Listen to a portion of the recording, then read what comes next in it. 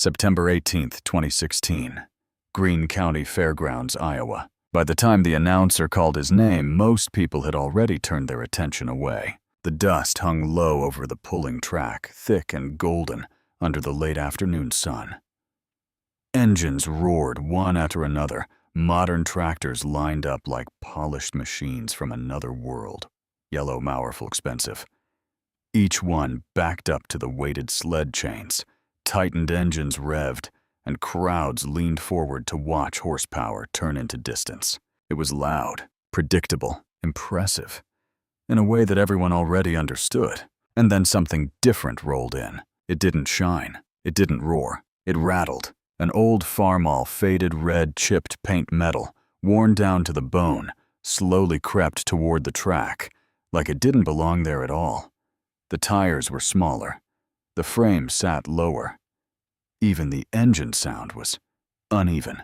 A few people chuckled before it even stopped moving, because next to the machines that had just pulled over 300 feet, this thing looked like it shouldn't make it past 20, and driving it was Hank Miller. He didn't wave, didn't look at the crowd, didn't acknowledge the laughter. He just guided the tractor into position slow and steady, like he'd done it 1,000 times before, though not many believed he had. But then, another truck pulled up beside the track, clean, new, branded in bright green and yellow, the kind of vehicle that didn't need to prove anything, because everyone already believed it could.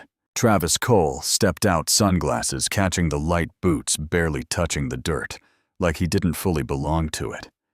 He wasn't just another competitor. He was a dealer, a John Deere representative, the kind of man who sold machines worth more than most of the land around them. He took one look at Hank's tractor and smiled, not out of respect, but recognition, because he had seen men like Hank before, and they always ended the same way. He walked toward the announcer's stand, leaned in, said something low. A moment later, the speaker crackled to life. "Looks like we've got yourselves something interesting here, folks." The crowd shifted. Some turned back. Curiosity, not respect. "Mr. Travis Cole here just made things a little more exciting." Travis stepped forward, raising his voice just enough to carry. "I'll put $10,000, he said. Casual, almost bored on that machine, not making it past 20 feet.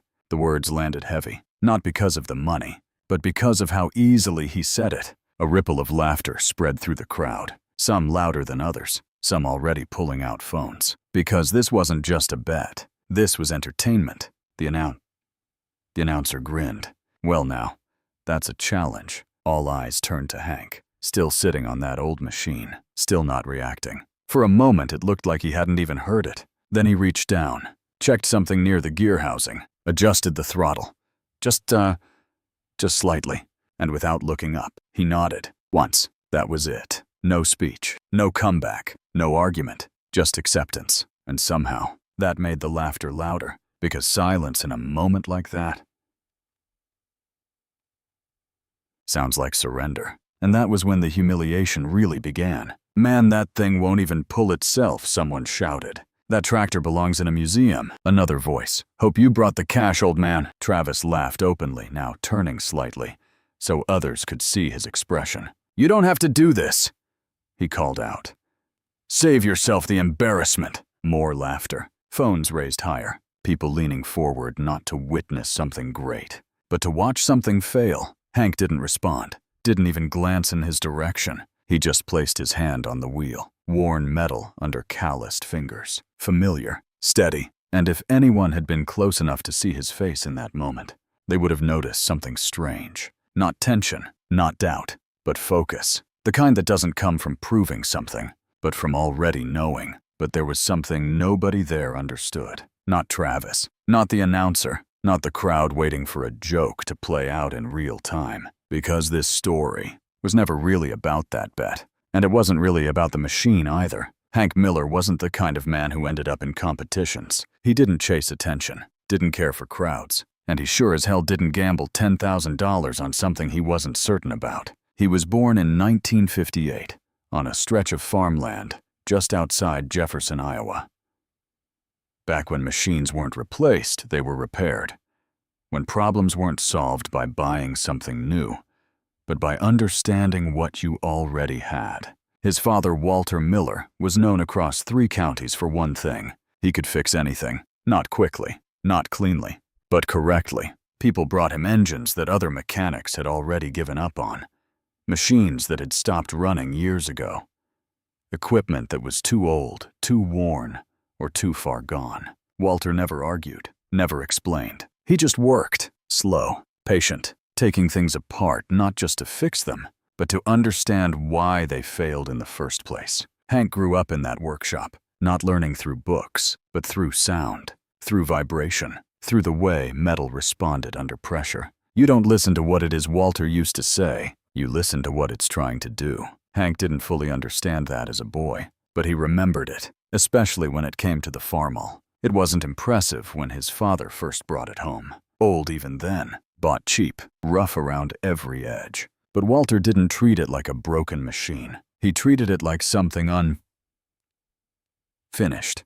Over the years, he changed things, small things, things most people wouldn't notice. Gear ratios adjusted by hand, weight redistributed across the frame, torque tuned not for speed, but for pull. Hank watched it happen piece by piece. Not upgrades, not replacements, but refinements. By the time Hank was old enough to drive it himself, the machine didn't behave like others. It didn't jump forward, didn't fight the ground. It held, it dug in, and when it moved with purpose. Walter never explained all of it, never wrote anything down. But one night, standing beside that same tractor, long after the rest of the farm had gone quiet, he said something Hank never forgot. "This thing ain't built to show off," he said. "It's built to finish." Years later, when Walter passed the farm, didn't get easier. Machines broke, prices dropped, neighbors upgraded, new technology came in fast, loud, and expensive. And Hank, he stayed the same.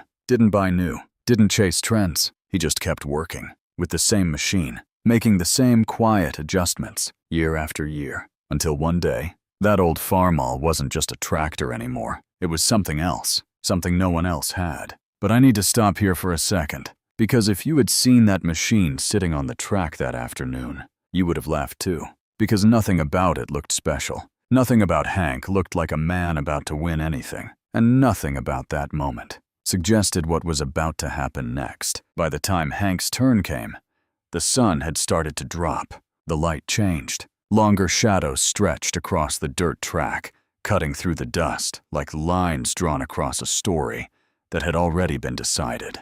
Because in the minds of everyone watching, this was over. They had already seen the best machines run, already seen the strongest pulls, already seen what real power looked like. And this was just the ending joke. The announcer's voice came through again, lighter this time. "All right, folks, let's see what the old Farmall can do." A few claps, mostly laughter. Hank eased the tractor forward, lining it up with the sled. The heavy chain dragged behind it metal, scraping against packed earth with a sound that seemed louder than it should have been, because everything else had gone quiet. Not completely, but enough. Enough that people were watching now. Not because they expected something, but because they wanted to see how bad it would be. The sled operator lowered the hitch, locked it in, gave a signal. Hank rested his hand on the throttle, and for a moment, nothing happened. The engine idled low, uneven, almost tired. A man near the front shook his head. "This won't even move," another voice laughed softly. 10 feet, maybe. But then, Hank pushed the throttle forward. Not hard, not fast, just enough. And the sound changed. Subtle, but different, deeper. The kind of sound you don't hear in new machines. Because new machines are designed to perform. This one was built to endure. The tractor leaned into the chain. The sled resisted immediately. Weight digging in. Friction locking everything down. For a split second, it looked exactly like everyone expected. The front tires pressed, the engine strained, and nothing moved. A few people started to turn away. But then, the ground shifted, not dramatically, not all at once. Just enough. The rear tires dug deeper, the frame settled lower, and the tractor moved. 1 inch, then another, then slowly, steadily, forward. At 10 feet, the laughter softened. At 15, it stopped. At 20, no one said anything, because that was the number, the line Travis had drawn. And Hank didn't stop there. He didn't surge forward, didn't jerk, didn't fight the sled. He just kept pulling, smooth, controlled, like the machine wasn't struggling, but working. And that was when people started leaning in, because what they were seeing didn't match what they believed. But there was something else happening, something deeper, something most of them couldn't see, but could feel. Because that tractor wasn't reacting to the load. It was anticipating it. And I need to tell you something important here, because this wasn't about horsepower, not in the way they understood it. Modern tractors are built to generate power, fast, immediate, responsive. But power alone doesn't win a pull. Control does, balance does, and torque. Torque delivered exactly when it's needed, at exactly the right pace, is something you can't fake. And that was the part nobody knew. That old Farmall had never been built for speed. Walter Miller had spent years changing it, not making it stronger in the obvious ways, but in the invisible ones. The gearing had been altered, so that power didn't spike. It held. The weight had been shifted, so the machine didn't lift. It planted. The engine itself, worn as it looked, had been tuned to deliver force at low RPM, where most machines falter. This one found its strength, and Hank knew it. Not from reading it, not from testing it, but from feeling it. Through the seat, through the wheel, through the way the machine responded under pressure, because he had spent years working with it, not pushing it past its limits, but learning exactly where those limits were, and how to stay just beneath them. That was the secret. Not hidden in parts, but in understanding. And what happened next was the moment everything changed. At 30 feet, people stepped closer. At 40, phones stopped recording and just held still. At 50, someone whispered, "That's not supposed to happen." Travis didn't laugh anymore. He stood near the edge of the track, arms folded at first, then slowly dropping to his sides. Because now, he was watching, really watching. The sled operator adjusted the weight. More resistance dropped onto the track. This was where most machines slowed, where even the best ones began to fight. Hank didn't change anything. No sudden throttle, no correction, just the same steady pull, because he knew the moment you fight the load, you lose. The tractor dug in deeper. The engine dropped lower. Sound tightening, pressure building. And still, it moved. 60 feet, 70. The crowd wasn't laughing anymore. They weren't cheering either. Not yet. They were ambivalent, because something was happening that they didn't understand. And when people don't understand something, they stop making noise. At 80 feet, even the announcer didn't speak, because there was nothing left to say, only something left to witness. And that was when the story stopped being about a bet and started becoming something else entirely. At 90 feet, the world seemed to pause, not in silence, but in disbelief, because by then everyone knew this wasn't luck. This wasn't a fluke. This wasn't an old man getting one good pull. This was something else, something none of them had accounted for. The sled groaned behind the tractor, its weight fully engaged, now pressing down into the track, like it was trying to anchor itself into the earth.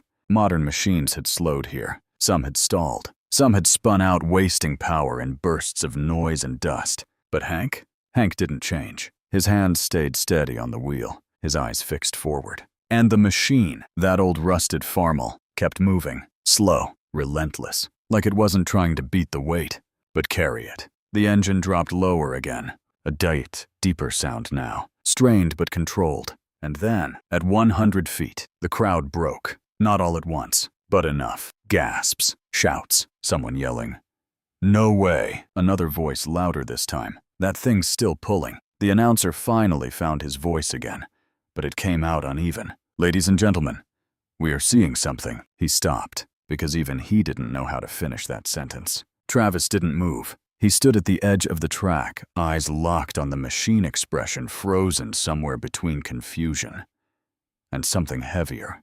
Because this wasn't just a loss. This was something he couldn't explain, and that was worse. At 110 feet, the tractor finally slowed. Not suddenly, not violently, just gradually. The resistance caught up. The weight did what it was designed to do. And the machine, after everything it had already done, came to a stop. The engine idled, low, steady, like nothing had happened. For a moment, no one moved, no one spoke, because the number sat there in front of them, clear, undeniable, over 100 feet. on a machine they had laughed at, against a bet that should have never been challenged. And then the sound came. Not laughter, not quiet murmurs, but something else. Applause, loud, uncontrolled, rising fast, spreading through the crowd like it had been waiting for permission. People stood. Some shook their heads in disbelief. Some just stared, because they had witnessed something that didn't fit inside what they thought they knew. Hank didn't celebrate. He didn't raise his arms, didn't look at the crowd. He just eased off the throttle, reached down, and shut the engine off. Silence returned again, but this time it felt different, because now it wasn't emptiness, it was respect. And that was the part nobody forgot. Travis walked forward slowly. No sunglasses now, no smile, no performance, just a man, trying to understand what had just happened to him. He stopped a few feet from Hank, looked at the tractor, then at Hank, and for the first time that day, he didn't speak right away, because there was nothing left to say that would make him look strong. Finally, "You beat it," he said. Not angry, not bitter, just stating it. Hank nodded once. That was all. Travis reached into his jacket, pulled out the envelope. $10,000, the same way he had offered it, casually, easily. But now, it felt heavier. He held it out. Hank looked at it for a moment, then took it. No smile. No thanks, just acceptance, because this had never been about the money. And somehow, Travis understood that. "What did you do to it?" he asked. His voice was quieter now, different. Hank glanced back at the tractor, ran his hand along the worn metal, then looked back at Travis. Nothing it couldn't already do. A pause. "That's not an answer." Hank shook his head slightly. "It is." And then he turned, climbed back onto the seat, and drove the tractor off the track the same way he brought it in. Slow, unremarkable, like none of this had changed anything. But it had. The video spread within days. First locally, then further. People replayed the moment again and again. The sound, the movement, the distance, trying to figure out what they had missed. Mechanics debated it. Farmers argued about it. Dealers tried to explain it. Some said it was modified beyond recognition. Some said it was a trick. Some said the sled had malfunctioned. But the ones who had been there, they knew, because they had seen it up close. They had heard it, felt it, and more importantly, they had seen the man behind it. Travis came back a week later, not with a crowd, not with a camera, just him. And this time, he didn't stand on the outside of the fence. He walked up to the barn. Hank was there working on the same tractor tools, laid out beside him, movement steady and unhurried.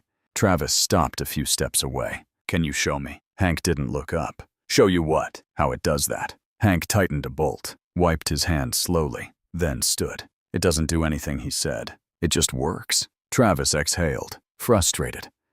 But not the way he used to be, because now he understood something he hadn't before. This wasn't a product. It wasn't something you could buy, yet, or install, or copy. It was something built over time, through attention, through patience, through understanding. And that was the part that cost more than $10,000. Months passed. The story faded from headlines, but it didn't disappear, because people remembered. Not the bet, not even the distance, but the moment everything they believed about power changed. Hank Miller didn't become famous, didn't start a business, didn't sell the tractor. He kept farming, the same land, the same way, quiet, consistent, unnoticed, just like before, because that's who he had always been. And maybe that's the point, because this story was never really about beating a dealer, or winning a bet, or proving that old machines are better than new ones. It was about something else, something simpler and harder. The difference between using something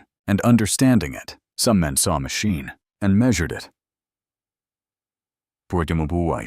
Its speed, its power, what it could do on paper. One man saw something different. He saw what it could become. If you listened to it long enough, worked with it carefully enough, respected it deeply enough. And maybe that's the lesson, not just for machines, but for everything. That just because something looks old doesn't mean it's weak. Just because something is quiet doesn't mean it has nothing to say. And just because everyone else is laughing doesn't mean they're right. Because sometimes the thing they dismiss first is the only thing strong enough to finish last.